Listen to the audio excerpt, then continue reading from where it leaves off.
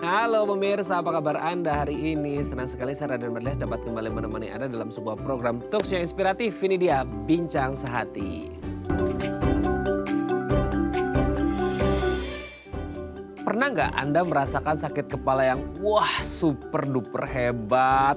Dunia itu kayak bumi berputar sih. Cuman maksudnya kayak dunia itu berputar-putar parah banget gitu ya. Sehingga Anda kayak ngerasa waduh bener-bener dizzy gitu ya. Nah Anda siapa tahu mengalami yang namanya vertigo. Anda sering ya mendengar istilah vertigo dan banyak orang mengasosiasikan bahwa vertigo ini adalah sakit kepala yang sangat mengerikan karena bisa saja orangnya jatuh, pingsan, kejebruk gitu ya ke bawah kalau bahasa Jermannya ya. Karena memang dunia itu berputar-putar parah. Nah kita harus tahu nih gejala-gejala awal apa saja sih yang awalnya bisa menandakan bahwa ini akan menuju vertigo. Inilah topik yang akan kita bahas hari ini yaitu kenali munculnya vertigo. Nah sebelum kita membahas tema kita hari ini, kita akan membahas terlebih dahulu nih mitos fakta seputar sakit kepala dan juga migrain. Ya, kita akan bahas yang pertama.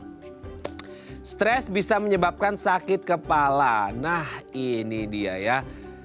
Dikala kita banyak kerjaan, dikala kita banyak deadline gitu ya. Atau mungkin kita lagi banyak permasalahan. Entah finansial, entah percintaan, entah sosial, lingkungan, dan lain sebagainya.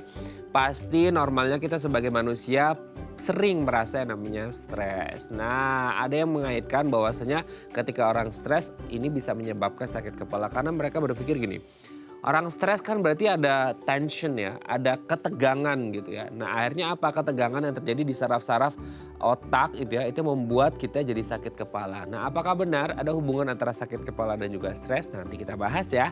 Oke kita lanjut yang kedua pemirsa. Sakit kepala jangka pendek disebut migrain. Nah gini.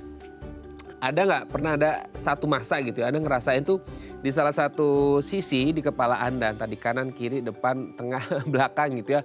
Itu kayak sakit kepala sih gitu ya. Tapi kan kalau sakit kepala pada umumnya itu kayak dia the whole part gitu ya. Di seluruh bagian di kepala itu kerasa nyeri, nggak enak gitu ya. Ngenyut gitu. Tapi ada satu masa atau satu momen di mana Anda ngerasain tuh kayak nyutnya tuh di sini aja, di sini aja, atau sini aja. Nah, akhirnya kita berpikir bahwa ketika terjadi di salah satu titik dan itu kerasanya ngenyut kayak ditusuk-tusuk jarum, berarti itu adalah migrain. Nanti akan kita bahas apakah memang gejala migrain ini seperti ini atau sebenarnya ini tetap bagian jadi sakit kepala dan tidak ada bedanya atau ada bedanya. Nanti kita bahas ya. Oke, kita lanjut yang ketiga pemirsa.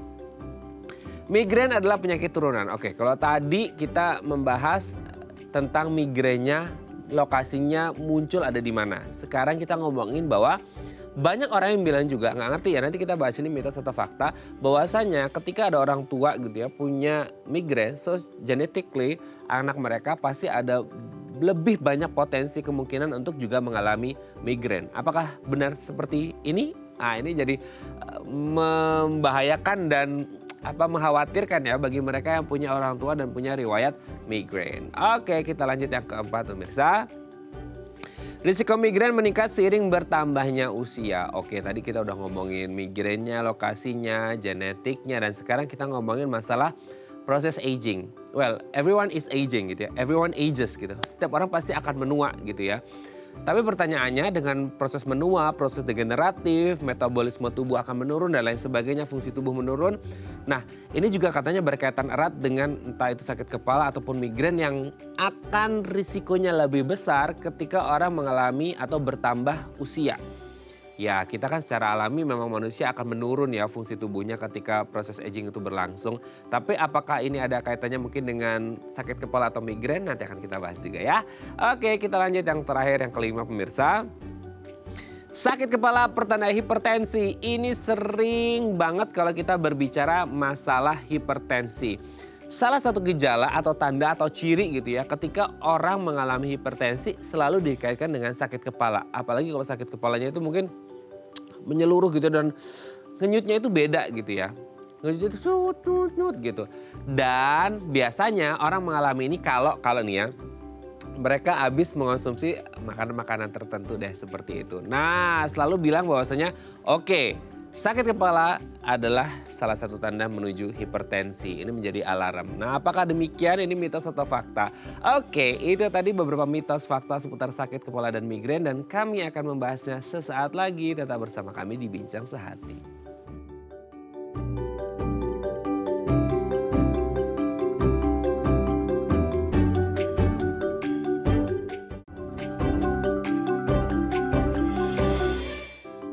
Baik, karena masih bersama kami di Bincang Sehati. Tadi di segmen sebelumnya kita sudah membahas beberapa mitos fakta seputar sakit kepala dan juga migrain. Nah, untuk membahasnya ini telah tersambung bersama kami di sambungan Zoom dengan Dr. Iren Halim Subrata SPN, spesialis neurologi dari Rumah Sakit IMC Cikarang. Selamat pagi Dr. Iren, apa kabar dok?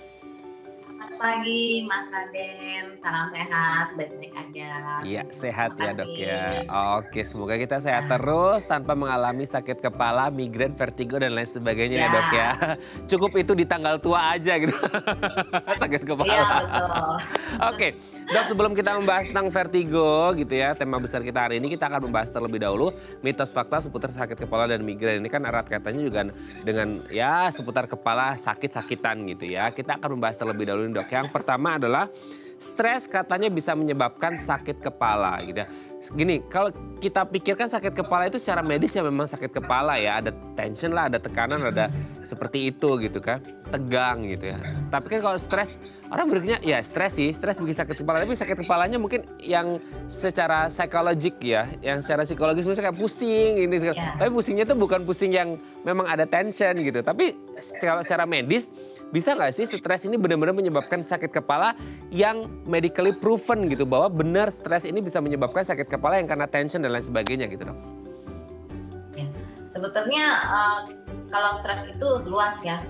Pertama kita berhubungan dengan hormonal juga. Kadang-kadang kalau stres jadi sulit tidur, jadi kepikiran terus, jadi otak terus bekerja, lama-lama ada hormonal-hormonal seperti glutamat, NMDA aspartat itu yang bisa merangsang ke korteks otak untuk menyebabkan nyeri kepala. Karena memang nyeri kepala sendiri penyebabnya adalah cortical spreading depression. Nah, faktor-faktor itulah hormon-hormon itu yang bisa meningkat ketika kita stres.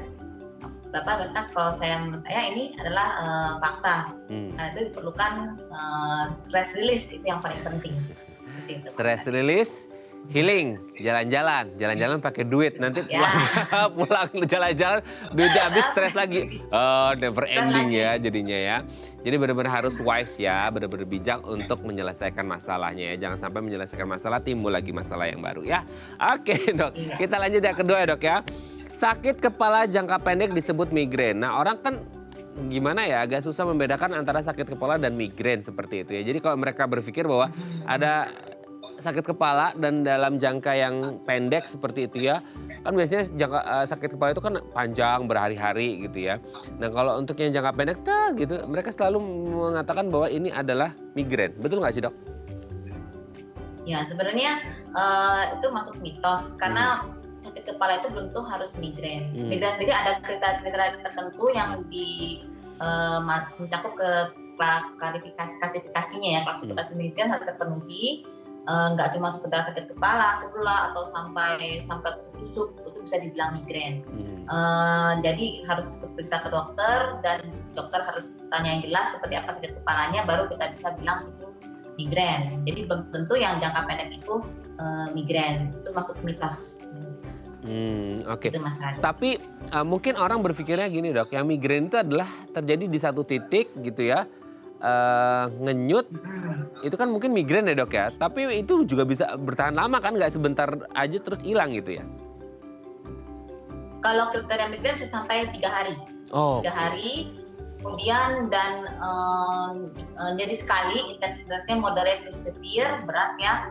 Dan memang untuk lokasinya sebelah, hanya satu sisi. Kalau kita bilang unilateral. Oke ya, terjawab ya pemirsa ya. Oke, kita lanjut yang ketiga nih dok. Ini agak serem juga ya. Ada yang bilang kalau bapak ibunya keluarganya ada migrain gitu ya, itu otomatis bisa nurun. Jadi katanya genetik. Waduh, gimana ya dok? Ini genetik, migrain itu genetik bukan sih? Ini mitos atau fakta nih dok? Kalau bisa di beberapa tipe migrain itu genetik. Jadi kalau saya bilang mitos, enggak juga, fakta juga nggak ada. Seperti familial hemiplegic migraine, nah itu dia genetik. Vestibular migraine itu juga genetik. Tapi umumnya migrain yang secara keseluruhan umum terus tentang sporadik. Jadi ya asal-asal aja, nggak yang turunan. Harus ada beberapa tipe migrain yang khusus. Jadi nggak semua migrain di kepala itu keturunan. Jadi kalau bisa bilang mitos, yang enggak juga, tapi fakta hanya setengah. Gitu, ada yang menurun, tergantung jenisnya ya. Ada yang menurun, ada yang tidak ya. Oke dok, kita lanjut. Risiko migrain katanya bertambah seiring bertambahnya usia. Nah, udah usianya bertambah, proses aging, kerutan dan segala macam, degeneratif, metabolisme turun, ini ditambah lagi katanya risiko migrain bisa meningkat nih kalau bertambah usia. Waduh, ini jadi banyak PR-nya ya ketika kita menjelang lansia. Betul nggak sih dok seperti itu? Ya. Kalau saya tuh mitos, karena paling banyak migrain di usia produktif. Justru di bawah usia 50 tahun, 30 tahun, usia 30 sekitar 20 tahun, itu paling banyak usia produktif. Dan karena aktivitas juga ya, nah termasuk yang stres juga, nah itu dia paling banyak pemeriksaan penelitian di usia produktif, di bawah 50 tahun. Kalau jadi yang dari sini. Justru malah di bawah 50 tahun di usia dewasa produktif ya rata-rata mereka yang mengalami migrain. So thanks God buat Anda ya yang sudah melewati 50 tahun masa keemasan, tenang, tetap dijaga pola hidup sehatnya ya. Kalau kata dokter Ian kan lebih lah risikonya lebih kecil ya. Kita yang terakhir ya dok ya. Nah ini juga nih sering banget ya kalau orang udah sakit kepala terus orang sebelahnya mendiagnos temannya, sakit kepala kamu ya, berarti hipertensi kamu.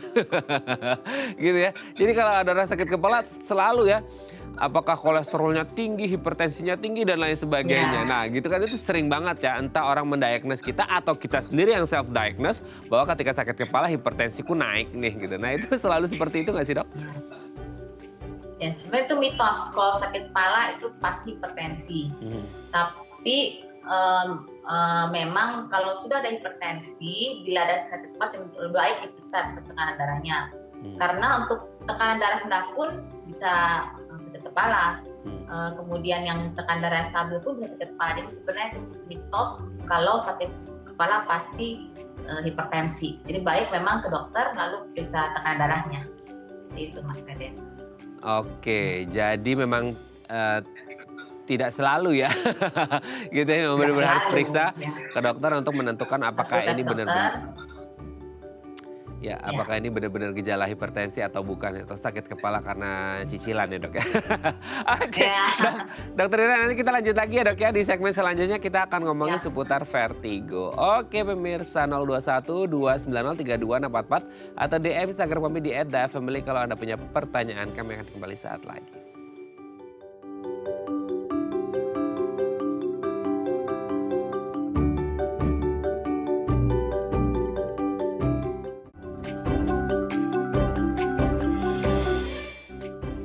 Baik, Anda masih bersama kami di Bincang Sehati. Kita masih membahas tema kita hari ini, kenali munculnya vertigo. Jangan sampai vertigo ini muncul ketika Anda tidak siap seperti itu ya. Jadi benar-benar harus mengenali tanda-tanda munculnya vertigo. Kalau Anda punya pertanyaan seputar vertigo, boleh loh di 021 290 3244 atau DM Instagram kami di @dafamily.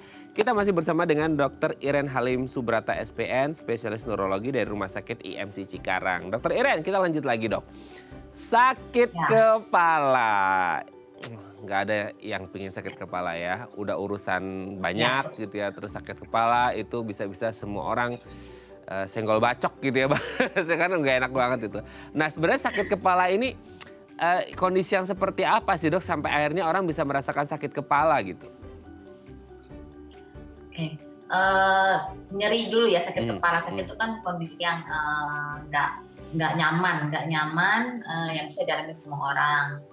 Karena kita kalau sakit kepala itu yang tadi saya jelaskan akibat dari adanya untuk patofisiologinya ada cortical spreading depression karena hormon-hormon glutamat. Dia mengiritasi dari pembuluh darah, saraf di kepala, kemudian pembuluh selaput kepala juga. Nah itu yang diiritasi oleh hormon-hormon yang glutamat tadi, NMDA, aspartat, itu yang menyebabkan nyeri di kepala. Kemudian rasa nyeri itu karena kita bisa mendadak, bisa tiba-tiba, ada juga yang muncul perlahan-lahan. Misalnya kayak dia ada aura dulu, kita bilang ada aura, ada tanda, oke ada kilatan cahaya ini mau sakit kepala, itu yang kadang kita bilang migrain dengan aura. Kemudian untuk nyerinya sendiri kita kategorikan bisa ringan, sedang, berat. Kita kasih penilaian nyeri pakai angka ya, biasanya 0 sampai 10. 10 yang sakit banget, 0 yang enggak. Kira-kira seperti itu Mas Raden untuk yang sakit kepala sendiri ya. Oke, tapi ngomong-ngomong sakit kepala itu ada jenisnya nggak sih dok kalau untuk sakit kepala sendiri? Untuk sakit kepala yang sakit kepala primer ya, primer itu berarti yang tidak disebabkan oleh segala yang lain. Dan kalau yang sekunder ada 2. Yang sekunder itu yang bisa ada penyebab yang lain. Kalau yang primer sendiri seperti tadi migrain, tension type headache, cluster headache, itu penyebab sakit kepala yang primer, contoh-contohnya. Kemudian kalau yang sekunder itu yang bisa ada tumor, atau ada pendarahan, atau ada trauma kepala, habis kecelakaan jadi kepala. Nah itu sakit kepala yang sekunder, ada penyebabnya. Oke. Kalau kita mengacu pada tema kita hari ini, kita ngomongin vertigo. Vertigo ini sebenarnya berarti masuk dalam bagian sakit kepala itu dok, atau gimana? Nah, jadi sebenarnya vertigo itu berbeda dengan sakit kepala.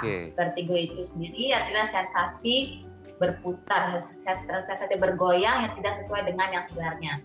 Entah itu yang ruangannya bergoyang atau pasien merasakan, oh badan saya kayak bergoyang dok, padahal kayaknya ruangannya nggak ada gempa, kok tiba-tiba jadi goyang sendiri. Itu namanya sensasi vertigo tanpa ada rasa nyeri.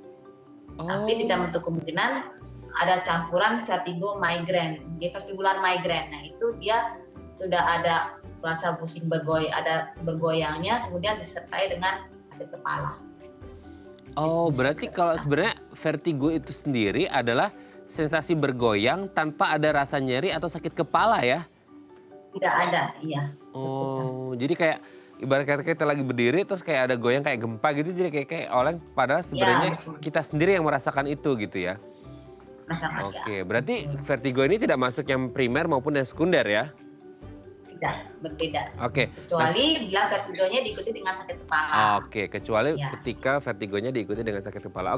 Nah kalau untuk vertigo ini sendiri penyebabnya apa ya dok ya? Sehingga akhirnya kok kalau sakit kepala mungkin kita ngerti ya, ada tadi ya primer dan sekunder penyebabnya beda-beda gitu. Mungkin sekunder karena tumor dan lain sebagainya gitu. Nah kalau vertigo ini sendiri kenapa akhirnya ada sensasi seperti dunia berputar dan kita bergoyang gitu, kayak ada gempa gitu dok?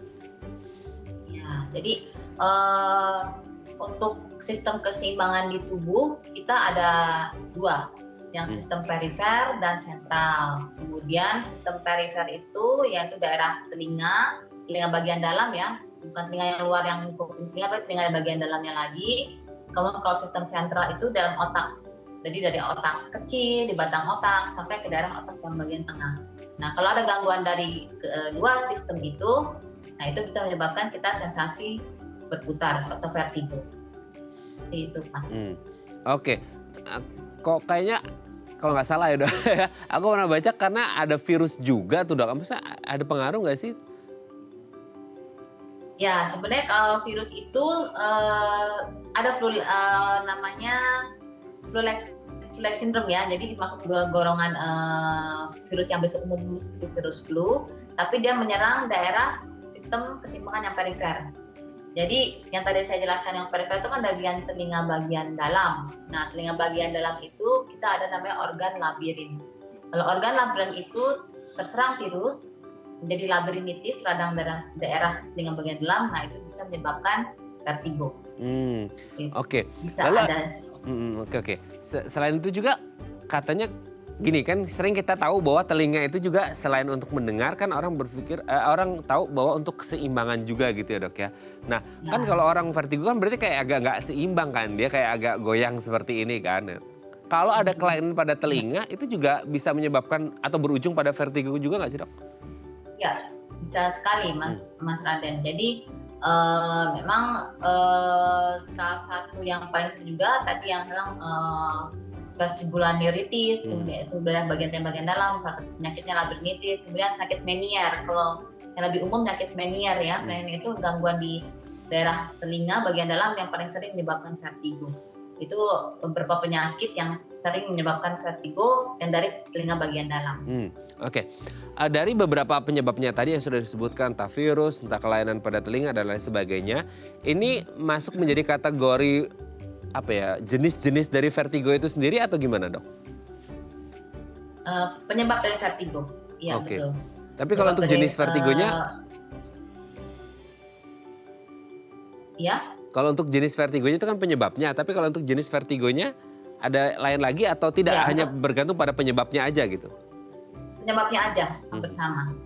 Untuk jenis vertigonya itu hampir sama, sensasi berputar dari pasien sendiri yang tanpa diikuti dengan ada pergerakan yang dari yang lain. Misalnya kayak kok saya sendiri yang merasa berputar ya, bergoyang.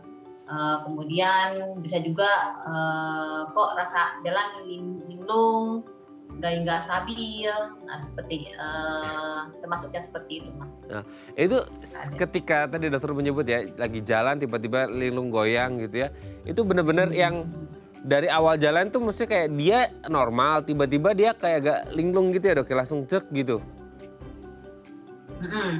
Jadi kalau munculnya yang tiba-tiba seperti tadi yang Mas tiba-tiba di jalan goyang, itu harus yang, kalau saran saya kalau berat tiba-tiba harus segera ke dokter, karena ada juga yang bisa bukan hanya perifer ya, tadi yang saya jelaskan organ keseimbangan itu kan ada dari perifer, dari sentral. Kalau yang serang yang tiba-tiba yang kita takutkan vertigo muncul dari yang bagian sentral. Kalau sentral, yang penyebab yang paling itu adalah stroke daerah yang otak kecil. Kalau memang tiba-tiba lagi jalan langsung ada sensasi goyang atau nggak seimbang, baik cepat periksa ke dokter. Itu, Mas. Dok, ada juga tuh kalau nggak salah banyak dari kita yang kadang-kadang, saya juga sih kadang-kadang ngerasain pas lagi tidur itu kayak ada sensasi kayak mau jatuh gitu, goyang, cek. Itu hanya bukan halusinasi ya, maksudnya ke bawah mimpi atau suasana, atau itu bagian dari vertigo atau beda gitu? Beda kayaknya, Mas ya. Beda ya? Sensasinya mungkin karena kalau lagi posisi, kalau misalnya ada perubahan posisi bisa, tapi kalau dari lagi tidur tiba-tiba ada perasaan terbangun seperti itu tidak termasuk yang vertigo. Jadi kalau memang perubahan posisi, misalnya Mas Raden lagi tidur mau balik ke kanan, kok tiba-tiba muter, nah itu masih bisa masuk vertigo, tergolong mungkin yang BPPV, binary paroxysmal vertigo, karena pengaruh posisi. Tapi kalau lagi tidur tiba-tiba terbangun, bukan masuk vertigo. Ya. Berarti nggak tidur ya, tidur-tiduran. Oke, dok.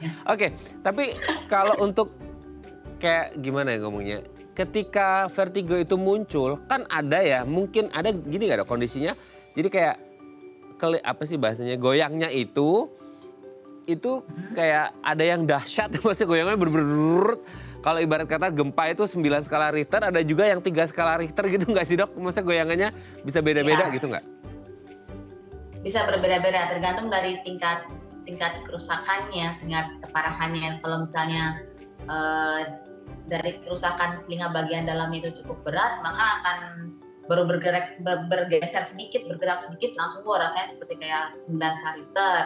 Tapi kalau baru sedikit ya itu akan ringan. Tetapi untuk yang tadi saya bilang cukup harus diwaspadai adalah vertigo dari bagian sentral, yang bagian sentral dari cerebellum atau dari batang otak, karena gejalanya hampir ringan, sama kayak goyang-goyang, yang nggak heboh seperti yang kayak gempa 9 skala Richter. Jadi kadang-kadang sering terabaikan.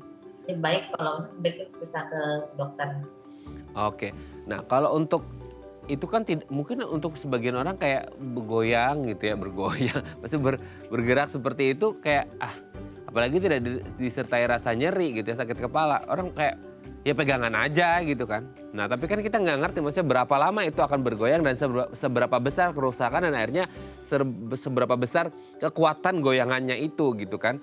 Nah itu biasanya terjadi berapa lama sih dok ketika muncul vertigo itu? Apakah bisa berbeda setiap orang dalam hitungan mungkin detik atau bahkan menit. Kalau menit serem ya gitu ya.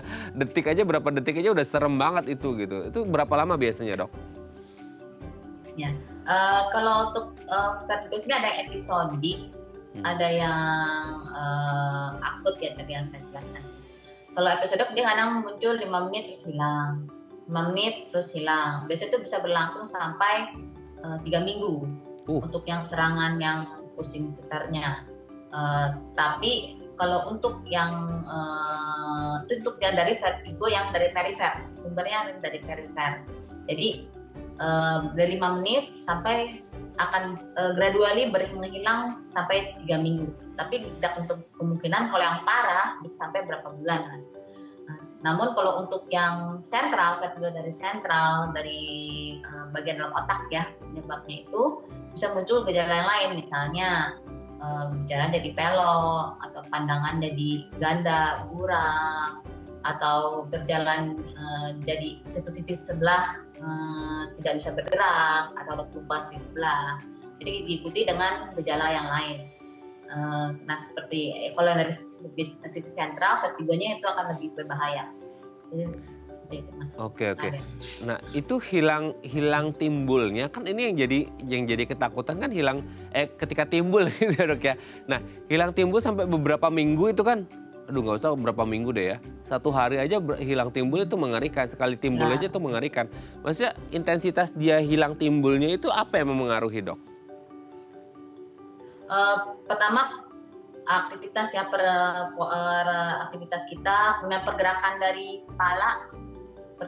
kepala, terus tingkat keparahan dari kerusakan yang dari telinga bagian dalam itu sangat berpengaruh. Kemudian untuk terutama yang pergerakan kepala ya Mas ya, kalau bisa ya memang ada seperti ada serangan, baik pasien tenang dulu, kemudian fokus ke satu titik biar supaya gerakan hebohnya itu seperti gempa dia akan bereda sendiri.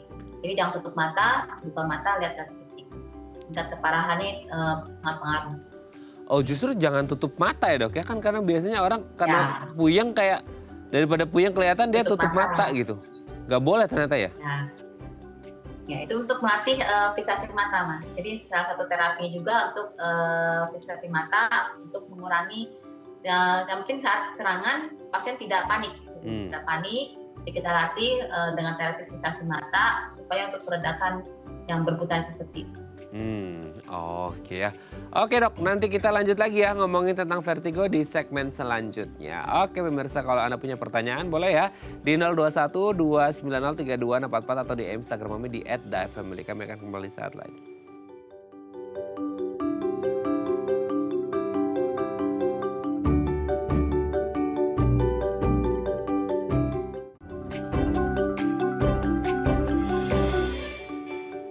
Baik, karena masih bersama kami di Bincang Sehati, kita masih membahas tema kita hari ini, kenali munculnya vertigo. Kalau Anda punya pertanyaan seputar vertigo, boleh loh ya, jangan Anda pendam sendiri gitu ya.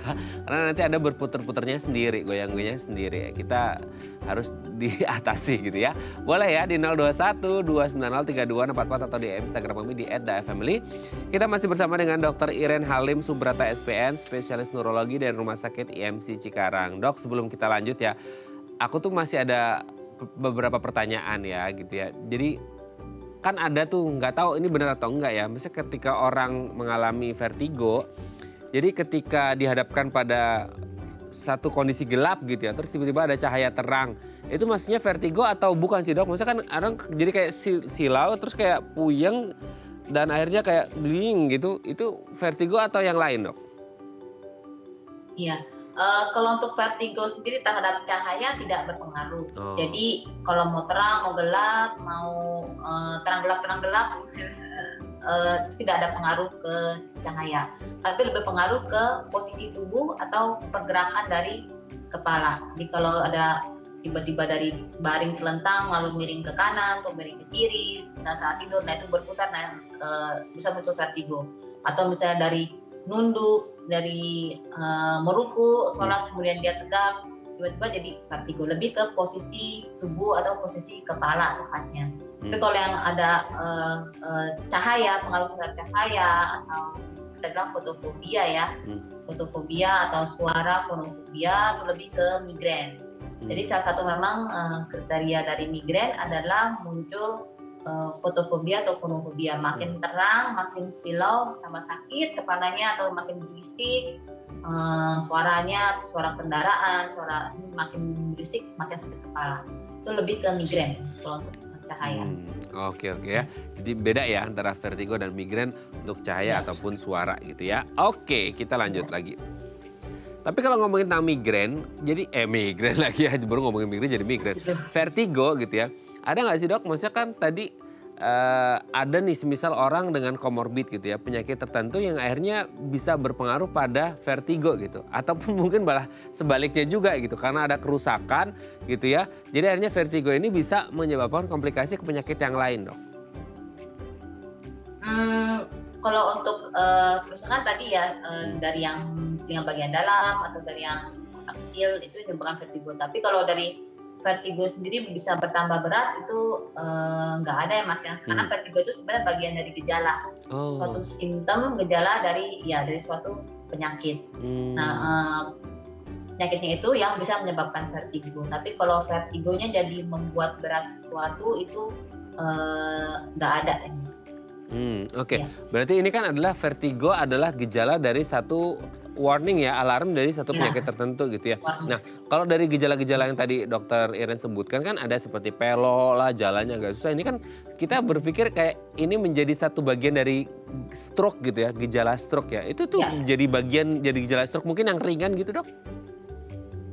Ya, jadi kalau stroke kan terkenal kan dengan mulutnya miring, tangannya sebelah. Tapi sekali lagi memang tergantung stroke yang lokasi di mana. Kalau seandainya lokasi stroke-nya di tempat bagian keseimbangan sentral dan otak kecil dan cuma sedikit sumbatan stroke-nya itu masih bagian dalam gejala stroke ringan. Ya, tadi yang saya jelaskan juga mungkin pusingnya nggak terlalu heboh, nggak terlalu 9 skala Richter, goyangannya itu vertigonya, tapi masih bisa masuk dalam gejala stroke ringan.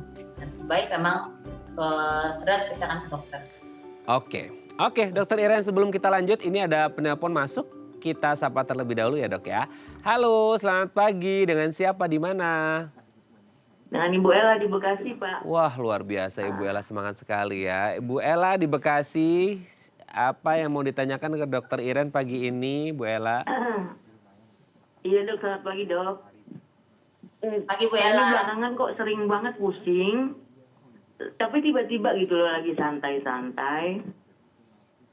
Tiba-tiba pusing, muter-muter, muntah. Gitu dok. Tapi saya terus udah nggak bisa bergerak. Jadi ya di satu tempat gitu. Gitu aja terus sampai hilang pusingnya gitu loh dok. Itu biasanya pas lagi Kalau ngapain? bergerak sedikit, pusing.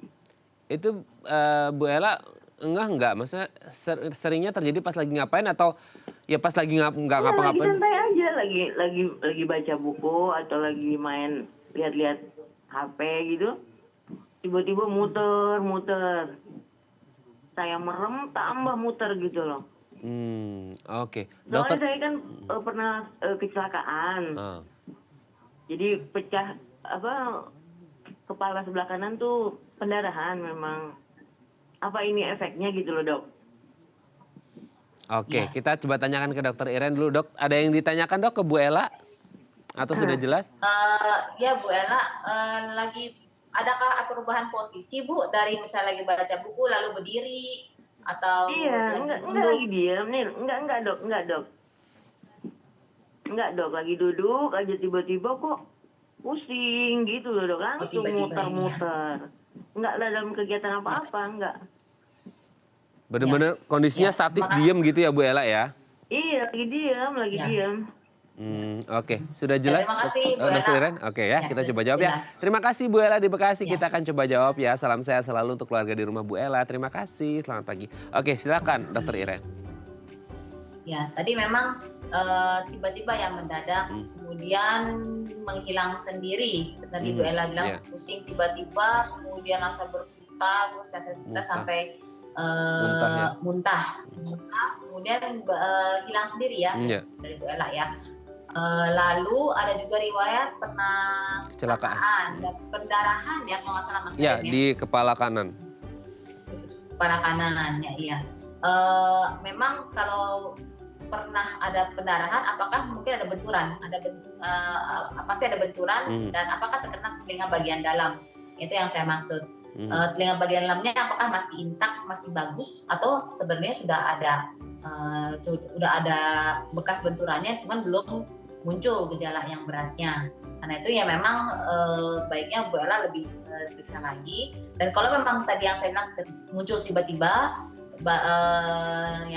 yang tadi Bu Ella rasakan, tenang dulu, buka matanya, jangan tutup mata, lalu lihat ke satu titik. Itu cara teknik fiksasi mata supaya nggak makin muter-muter, rasanya nggak makin berpenggu, jangan jadi muntah. Kadang-kadang muntah itu karena pengaruh kita ngeliat ruangannya bergoyang, jadi masuk dalam vestibular visual. Jadi karena kita ngeliat ruangannya gempa bumi, goyang-goyang, kita rasa pusing, jadi keluar muntah. Itu yang nyebabin jadi makin nggak nyaman pada pasien. Jadi kalau memang ada serangan seperti itu lagi, ibu tenang dulu, buka matanya, lihat ke satu titik sampai nanti mereda sendiri. Tambah juga mungkin dengan obat-obatan, tapi baiknya sebelum itu tetap periksakan ke dokter. Oke. Kalau melihat tadi mungkin ada sesuatu masih yang tertinggal mungkin ya Dok ya di dalamnya sehingga maksudnya masalah sehingga akhirnya tanpa ada pemicunya pun gitu ya, faktor pemicu tiba-tiba dia langsung tek aja gitu ya, tiba-tiba langsung muter kan. Tadi kalau biasanya ada gerakan tapi ini benar-benar gak ada gerakan sama sekali gitu ya.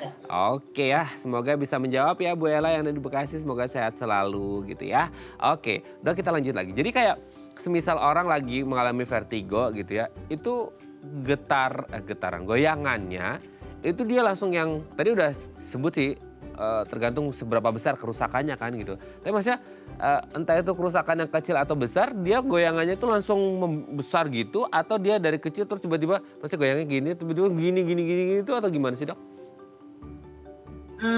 Sejauh ini sangat bervariatif ya Mas Raden ya. Saya ada pasien ada yang cuma rasa bergoyangnya masih bisa diatasi, mungkin bergoyang seperti kapal, ada yang sampai muter banget, ada yang sampai muntah karena nggak ada yang bilang langsung nanti gradually naik. Ada juga yang cuma sedikit aja Dok, ada yang langsung tiba-tiba heboh seperti Bu Ella. Sangat bervariatif Mas Raden. Jadi ya jadi tidak bisa satu orang sama seperti itu. Oke. Nah, ketika sensasi bergoyang itu muncul, ini kan menjadi kalau tadi dokter menyebutkan fokus di satu titik gitu ya. Nah, untuk orang yang bergoyang gitu ya, vertigo, itu kan akan susah ya untuk berfokus pada satu titik. Karena dia pasti akan berfokus pada apa? Menyeimbangkan tubuhnya dia, betul nggak sih? Dia akan berfokus pada menyeimbangkan tubuh dulu deh gitu ya. Ketimbang dia berpikir di fokus satu titik. Karena dia agak susah juga ya orang berpikir muter-muter gimana bisa fokus satu titik ketika dia putar gitu. Nah caranya gimana sih Dok supaya pas ketika vertigo itu muncul, hal apa yang kita bisa lakukan untuk bisa mengatasi at least supaya tidak jatuh deh, supaya tidak ngusruk gitu ya. Nah itu kan salah satunya dengan fiksasi di satu titik atau poin tertentu gitu. Itu gimana Dok? Kalau misalnya ini pasti harus cari tempat yang aman dulu ya Mas. Jangan lagi bawa motor, berpusing langsung tetap maksain duduk dulu. Misalnya cari tempat duduk yang aman, yang tenang. Nanti kalau dia makin heboh ya duduklah, sengaja duduk biar nggak jatuh. Kemudian kalau memang putar sekali buka mata tapi jangan menengadah ke atas. Kalau bisa tatapannya lurus atau tunduk ke bawah. Karena makin ke atas biasanya kan makin heboh itu gerakan. Semakin ada pergerakan kepala, perubahan posisi itu semakin berat. Jadi baik duduk, kemudian buka mata dan lihat satu titik di bawah atau lurus ke depan. Gitu. Oke, duduk. Jadi tetap memang harus dilatih. Ya tetap harus dilatih. Beberapa berhasil memang untuk mengurangi seenggaknya hebohnya itu nggak makin. Karena kalau muntah itu kan berasal dari visual kita yang melihat ruangan berputar, jadi kayak di komedi putar atau di roller coaster ya muntah. Jadi kalau bisa mengurangi yang sensasi yang mutarnya itu, maka muntah juga bisa dihindari. Nah itu dia ya, memang benar-benar harus fokus ya, jangan Karena kadang-kadang orang vertigo itu jadi mengikuti suasana ya, dia kayak akhirnya melihat sekitarnya gitu kan. Ya. Di satu sisi mungkin dia tidak bisa mengendalikan, di satu sisi sebenarnya dia lagi matanya bergoyang untuk mencari tempat untuk duduk atau untuk pegangan ya. Memang agak sulit ya, tapi tetap harus dicoba supaya tidak sampai ke hal-hal yang tidak diinginkan. Oke dok, nanti kita akan lanjut lagi ya di segmen terakhir, kita akan ngomongin pengobatannya seperti apa sih gitu ya. Oke pemirsa, 021 290 3244 atau DM Instagram kami di @dafamily. Kalau Anda punya pertanyaan, kami akan kembali sesaat lagi.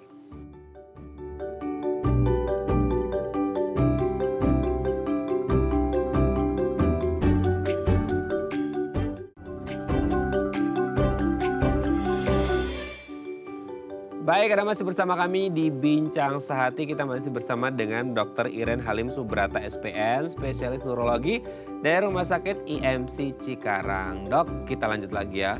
Nah, dengan kondisi yang tadi sudah disebutkan seputar vertigo gitu ya. Bisa nggak sih maksudnya ketika orang kan, ya namanya orang awam ya, kita nggak ngerti. Tadi aja kita bahas sakit kepala, migrain, vertigo, kita pikir sama, ternyata kan beda gitu ya. Nah, bisa nggak sih maksudnya orang yang tidak punya riwayat vertigo atau nggak ngerti dia vertigo, atau mungkin dia sering sakit kepala atau migrain, bisa nggak sih melakukan pemeriksaan untuk mengetahui apakah dia punya bibit vertigo gitu dok? Ya sebenarnya sebelum jadi vertigo ya, misalnya sebenarnya kalau sebelum jadi vertigo itu nggak ada misalnya. Ketika muncul gejalanya, ketika muncul simptomnya pusing berputar, nah itu baru kita periksakan. Untuk pemeriksaan sendiri memang tergantung dari penyebabnya. Tadi kan ada perifer yang sentral, selain kita anamnesis yang lengkap, tanya riwayatnya, seperti di Bu Ella ada kecelakaan, kemudian ada pernah benturan kah, ada pernah sakit telinga bagian dalam, atau pernah keluar cairan di telinganya, kemudian ada faktor risiko stroke seperti diabetes, hipertensi, lalu ada pemeriksaan fisik yang baiknya memang dengan dokter yang spesialis ya, spesialis saraf atau spesialis THT. Nah itu pemeriksaan fisik yang akan menentukan ini masuk vertigo atau penyakit yang mana, dan kedua pemeriksaan penunjang. Itu memang penting secara keseluruhan bila sudah muncul gejala vertigo. Oke. Nah untuk pengobatannya sendiri seperti apa dok? Apakah sesuai dengan tingkat keparahan kerusakan yang terjadi atau seseringnya muncul frekuensinya atau seperti apa? Ya, jadi memang kalau pasien udah mengeluhkan itu harus kita kasih obat. Sebenarnya untuk mensupresi goyangan yang hebohnya itu. Biasanya memang kita pakai golongan beta histine dan polarisin. Itu untuk obat-obat terkena obat-obat vertigo, untuk obat pusing berputar.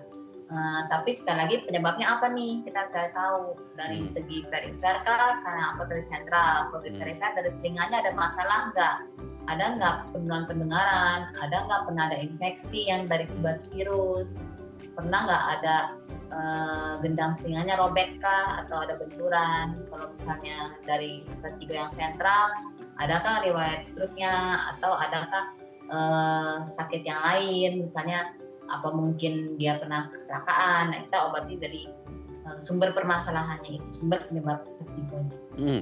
Oke, berarti ketika melakukan pengobatan vertigo ini, apakah vertigonya ini akan benar-benar hilang 100% atau enggak sih dok? Karena kan tadi sempat di-mention juga kalau tidak salah vertigo ini kan menjadi warning, alarm dari satu penyakit tertentu seperti itu. Nah kalau vertigonya hilang, maksudnya kita pengobatan untuk menghilangkan vertigo, tapi penyakit yang sebenarnya dikenali dengan munculnya vertigo masih ada, berarti akan ada kemungkinan untuk rekuren dong? Akan muncul lagi itu vertigonya atau gimana? Ya, kalau penyebabnya karena dari segi telinga bagian dalam itu bisa menghilang, bisa sembuh ya, tapi lama. Itu tadi saya bilang sampai 6 bulan. Berapa minggu sampai 6 bulan. Kemudian ada juga yang karena sentral kan dari stroke itu yang masih sulit untuk ini, karena memang dari organ keseimbangannya yang sudah terganggu, maka pasien akan cenderung seperti muter-muter, goyang, nggak stabil. Itu perlu diterapi lebih lanjut. Kemudian jadi penyebabnya kalau memang sudah karena infeksi saluran telinga, kalau diatasin itu bisa akan menghilang, tapi cenderung lama. Kalau untuk kambuh lagi, seandainya dia terkena lagi infeksi atau ada serangan stroke baru atau serangan atau kerusakan di bagian keseimbangan, bisa untuk vertigo lagi, bisa ada kemungkinan untuk kambuh lagi. Oh, oke.